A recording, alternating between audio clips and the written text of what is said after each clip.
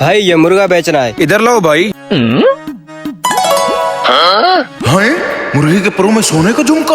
लगता है इस बेवकूफ को पता नहीं है। ऐसा करता हूँ, फटाफट ले लेता हूँ। हाँ भाई, कितने का बेचना है मुर्गा? अरे भाई दुकानदार आपको क्या, मैं आप बताओ कितना का लोगे? अच्छा, वजन के हिसाब से 1.5-2 किलो का होगा।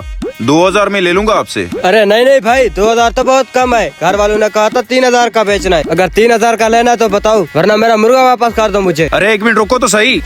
अरे ऐसा करता हूँ, ले लेता हूँ 3000 में। 1.5 लाख रुपए का तो सोना है कम से कम। अच्छा ठीक है, देता हूँ तुम्हें इसका 3000 अभी। आज तो मोटी दिहाड़ी लग गई मेरी।